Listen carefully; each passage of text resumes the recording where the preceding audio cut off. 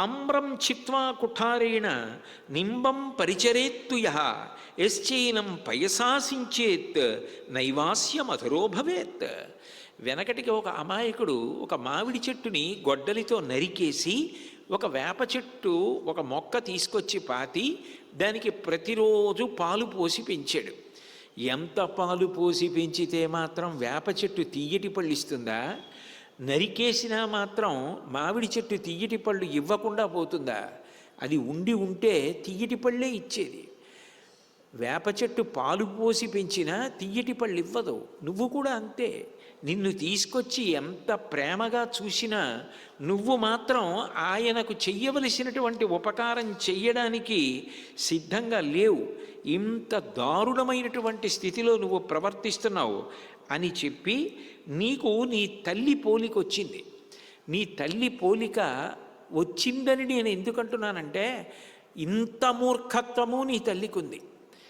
కేకయ మహారాజు గారికి భార్య ఉంది. ఒకప్పుడు కేకయ మహారాజు ఒక సిద్ధపురుషుడి దర్శనం చేశాడు. ఆ సిద్ధపురుషుడు ఆయనకు ఆ మంత్రం ఇచ్చాడు. ఈ మంత్రం అనుష్ఠిస్తే ఏం జరుగుతుందని అడిగాడు కేకయ మహారాజు. సమస్త ప్రాణుల యొక్క మాటలు నీకు అర్థం అవుతాయన్నాడు. ఒకరోజు రాత్రి భార్యతో కలిసి పడుకోవడానికి సిద్ధపడుతున్నాడు కేకయ మహారాజు. అక్కడ ఒక చీమ, దాని పేరు జృంభము అని, ఆ చీమ పాకుతూ పక్కనున్న చీమతో ఏదో మాట్లాడింది. ఆ మాటలకి ఆయనకి నవ్వు వచ్చింది. ఆయన పకపకా నవ్వాడు. భార్య అడిగింది, ఎందుకు నవ్వావు? నన్ను చూసి అని అడిగింది. నిన్ను చూసి నవ్వలేదు, ఆ చీమ మాటలకి నవ్వానన్నాడు. ఏం మాట్లాడింది చీమ అని అడిగింది. నాకు ఈ వరం ఇచ్చిన సిద్ధపురుషుడు నీకు ప్రాణి యొక్క భావన అర్థమైనప్పుడు అది ఎవరికైనా చెప్తే నీ తల పగిలిపోతుందన్నాడు. అందుకని నేను చెప్పకూడదు అన్నాడు. నీ తల పగిలిపోయినా పర్వాలేదు, నాకు చెప్పవలసిందే అంది మీ అమ్మ. ఆయన నాకు వరం ఇచ్చిన సిద్ధపురుషుడిని అడిగి వచ్చి నీకు చెప్తానని ఆయన సిద్ధపురుషుడిని అడిగాడు. అంత మూర్ఖత్వం ఉన్న భార్య, నువ్వు చనిపోయినా పర్వాలేదన్న భార్య ఏమిట్రా? అది నశించినా మరణించినా నువ్వు చెప్పకు. నీ గురించి ఆమె ఆలోచించదనమాట. ఇంకా ఆమె భార్య ఏమిట్రా అన్నాడు. నీ తండ్రి చెప్పడం మానేశాడు. నీకు అదే పోలికొచ్చింది.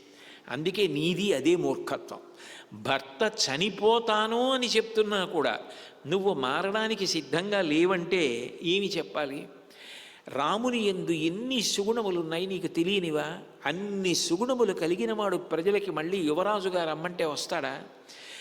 ఎంత సంతోషిస్తారు ప్రజలు, ఎంత సంతోషిస్తాడు భరతుడు, ఎంత సంతోషిస్తాడు దశరథుడు. ఇంతమంది సంతోషం కాదని నువ్వు ఒక్కదానివి భరతుడికి రాజ్యం వస్తే సంతోషిస్తాననుకోవడం ఎంత దారుణమైన విషయం.